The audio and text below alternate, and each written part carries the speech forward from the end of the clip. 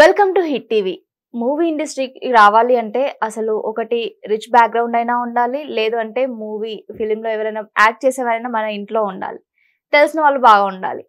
ఇలాంటివి ఏవీ లేకుండా మన ఈ మూవీ ఇండస్ట్రీలో నిలదొక్కుకోవడం అంటే అదొక పెద్ద యుద్ధం అనే చెప్పాలి.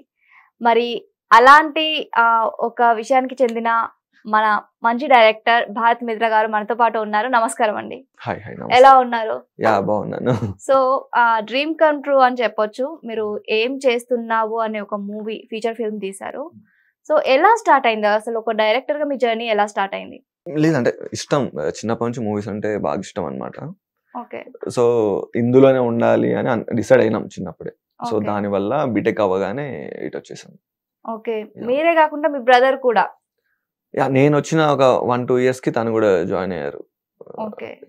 తన బీటెక్ అయిపోగా తను కూడా జాయిన్ అయ్యారు. చిన్నప్పుడు అసలు మీకు ఎలా స్టార్ట్ అయింది ఆ ఇష్టం అనేది? ఏదైనా ఎవరైనా ఇన్స్పిరేషన్ గా ఐడల్ గానా? ఇన్స్పిరేషన్ అంటే మూవీస్ అంటే ఇంట్రెస్ట్ బేసిక్ గా. అంటే ఏ మూవీ అయినా అదొక మ్యాజిక్ లాగా అనిపిస్తుంది మూవీ అనేది. అంటే Okay. ఒక వండర్ లాగా ఆ ఫీల్ వస్తుంది. అది చిన్నప్పుడు దానికి అట్రాక్ట్ అయ్యాం అనుకుంటా. ఓకే. Yeah. మీ పేరెంట్స్ ఎలా, అంటే సపోర్ట్ ఉండేదా చిన్నప్పటి నుంచి? మీ పేరెంట్స్ ఎలా రియాక్ట్ అయ్యారు? అంటే రియాక్ట్ అంటే వాళ్ళకి డైరెక్ట్ గా చెప్పలేదు ఇప్పుడు ఇది అని చెప్పలేదు. స్లోగా అంటే ఒక్కొక్క సెగ్మెంట్ లాగా తెలిసింది అనమాట వాళ్ళకి. ఒక్కొక్కసారి ఒక్కొక్కటి అట్లా తెలిసింది. యూట్యూబ్ అట్లా అట్లా స్లోగా తెలిసింది. ఒకేసారి డైరెక్ట్ వెళ్ళి మూవీస్ అని ఏం చెప్పలేదు. ఓకే. ఫస్ట్ ఎలా స్టార్ట్ చేశారు? షార్ట్ ఫిల్మ్స్ త్రూనే వచ్చాను నేను. 15లో ఐ థింక్ 15లో చేశాను, షార్ట్ ఫిల్మ్ Okay. చేశాను. సో అలా ఒక 7-8 చేసి ఉంటా. ఓకే. సో ఆ తర్వాత వేరే ఒక యాప్ కి ఒక 2 వెబ్ సిరీస్లు అవి చేశా. సో ఆ తర్వాత మూవీ. ఒక విశ్వామిత్ర, ఒక భరత్ మిత్ర, అంటే మనం ఆ పేరు విన్నట్లయితే కొంచెం డిఫరెంట్ గా అనిపిస్తుంది మనకి. ఓకే. ఆ మిత్ర అనేది మీరు యాడ్ చేసుకున్నారా లేకపోతే మీ పేరెంట్స్ పెట్టారా? పేరెంట్స్ కదా, నేను యాడ్ చేసుకున్నాను. యాడ్ చేసుకున్నారు. స్క్రీన్ నేమ్ యా, కోసం. స్క్రీన్ నేమ్ లాగా యాడ్ చేశాను. ఓకే. Yeah.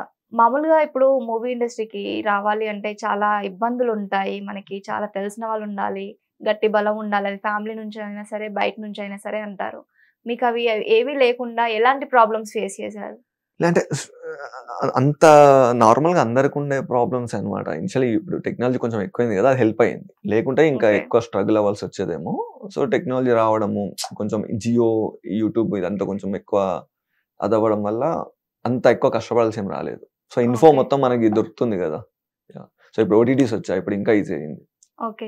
భరత్ గారు, ఇప్పుడు మనకి మూవీ ఇండస్ట్రీలో తెలిసిన పెద్దవాళ్ళు ఎవరైనా ఉంటే మనకి వర్క్ కొంచెం ఈజీ అవుతుంది అంటారు. అది ఎంతవరకు నిజం? అవుతుండొచ్చు, కొంతవరకే. అంటే అది త్రూఅవుట్ వాళ్ళు ఉండలేరు అనమాట. వాళ్ళు మహా అంటే మాట సాయం చేయగలరేమో అంతే, అంతకు మించి ఎక్కువ సో టాలెంట్ అనేది మన మీద డిపెండ్ అయి ఉండాలి. ఉంటుంది. మనకి చాలా ఎగ్జాంపుల్స్ కూడా ఉన్నాయి కదా. సో ఈ ఏం చేస్తున్నావు ఈ ఫీచర్ ఫిలిం తీసినప్పుడు Hmm. మీరు అసలు ఎలా స్టార్ట్ చేశారు? స్టోరీ లైన్ ఏంటి? ఎలా ఉంటుంది ఇది? అంటే ఇది ఏమంటారు, ఇయర్స్ రాసుకొని తీసిన స్టోరీ ఏం కాదనమాట. అనుకోకుండా ఒక అవకాశం వచ్చింది. సో కొంచెం డిజైన్ చేసుకున్నది ఇది. అంటే ఎలా ఉంటుంది అది? అంటే ఏం లేదు, రిలేటబిలిటీ మెయిన్ గా అనుకుంది రిలేటబిలిటీ అనమాట. అంటే చూసిన వాళ్ళందరికి కనెక్ట్ అవ్వాలి అనేది మెయిన్ గా అనుకున్నాం మేము. సో అలా రాసుకున్నాం అనమాట.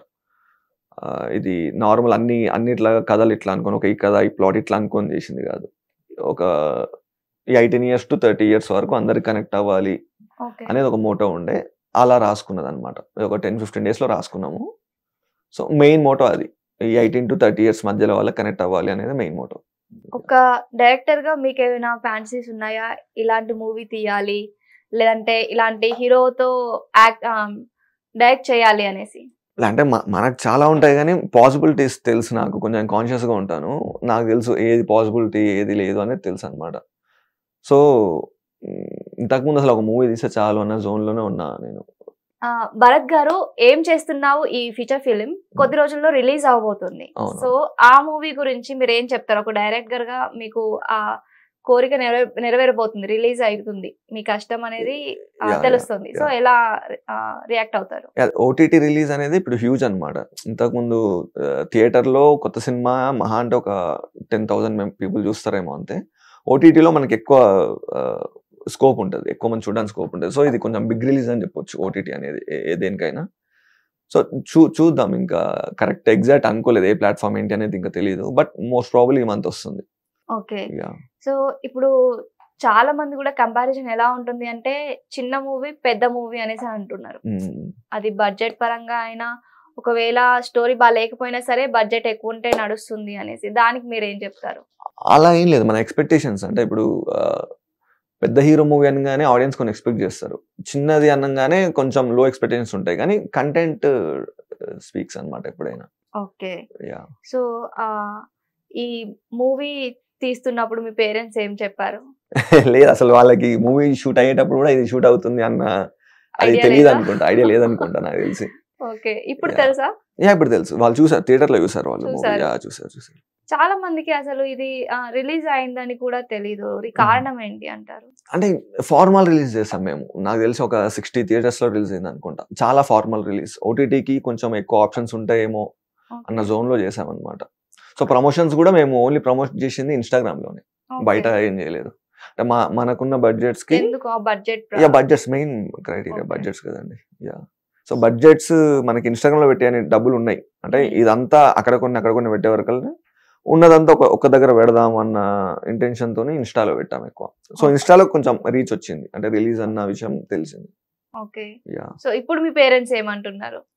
ఇప్పుడు కూడా ఏమనరు. అంటే మా ఫాదర్ చూసారు. ఫస్ట్ హాఫ్ చూసి థియేటర్ నుంచి వెళ్ళిపోయాడు. ఓకే.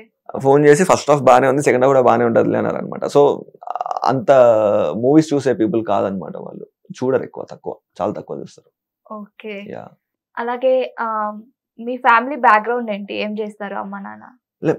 పేరెంట్స్ ఇద్దరు గవర్నమెంట్ జాబ్ అండి. ఓకే. యాహ్! అంటే ఇప్పుడు వాళ్ళ నుంచి ఏదైనా మనీ రిలేటెడ్‌గా ఏమైనా సపోర్ట్ ఉండిందా? సపోర్ట్ అంటే ఒక స్టేజ్ వరకు ఉంది. ఆ తర్వాత ఈ ట్రాన్స్‌లేషన్స్ అవి ఇవి చేసుకుంటూ పాకెట్ మనీ లాగా తెచ్చుకున్నాం అన్నమాట. ఓకే. యాహ్! ఇప్పుడు ఎలాంటి బ్యాక్‌గ్రౌండ్ లేకుండా ఇండస్ట్రీకి వచ్చే వాళ్ళకి యాస్ ఏ పర్సన్‌గా మీరేం చెప్తారు? ఏం లేదు కొంచెం కష్టపడాలి అంతే. జాగ్రత్తగా ఒళ్ళు దగ్గర పెట్టుకొని కష్టపడాలి. యాహ్! ఓకే. పాసిబిలిటీస్ ఉన్నాయి. ఇప్పుడు ఇంకెక్కువ ఉన్నాయి. ఒక 7, 8 ఇయర్స్‌తో కంపేర్ చేస్తే ఇప్పుడు ఎక్కువ ఉన్నాయి. సో ఇంకొంచెం ఈజీ అయింది సక్సెస్ అవ్వడం. ఓకే. యాహ్! సో భరత్ గారు ఈ ఫిల్మ్‌లో మీ బ్రదర్‌ని హీరోగా పెట్టుకున్నారు కదా! ఎందుకు? అంటే వాళ్ళే నన్ను చూజ్ చేసుకున్నారు. యాహ్! ఓకే. ఒక డైరెక్టర్‌గా ఒక మిమ్మల్ని డైరెక్టర్ వాళ్ళని చూజ్ తీసుకున్నారు. చేసుకున్నారు. యాహ్! అంటే ఫార్మాట్ అంతా ఫాలో అయ్యాము. ఓకే. ఒక ప్రొడ్యూసర్ దగ్గరికి వెళ్ళడం, స్టోరీ చెప్పడం ఏదో జరిగింది. కానీ ఫస్ట్ ఇన్ఫో నాకు వాళ్ళ త్రూనే వచ్చిందన్నమాట. చేస్తావా అనే ఇన్ఫో వాళ్ళ నుంచి వచ్చింది. సో మీ రియాక్షన్ ఎలా ఉండింది ఫస్ట్ వచ్చినప్పుడు? మనం ఏం ఉబ్బిపోం దేనికి. ఓకే. చాలా నార్మల్‌గానే ఉంటుంది. మీరు బేసిక్‌గా ఎలాంటి మూవీస్ తీయడానికి ఇష్టపడతారు? యాక్షన్ జోనర్ ఇష్టం నాకు. Action genre. యాహ్! ఓకే. యాక్షనే కొంచెం ఫ్యూచర్‌లో కూడా యాక్షన్ మీదనే ఎక్కువ వస్తుండొచ్చు. పాసిబిలిటీస్. వస్తుండొచ్చు. స్టోరీస్ ఏమైనా రాసి పెట్టుకున్నారా? ఉన్నాయి కదండీ. ఉంటాయి కదా! ఉన్నాయి. యాహ్! ఓకే. ఇలాంటి ఈ హీరోతోని చేయాలి అనే ఏమైనా కోరికలున్నాయా?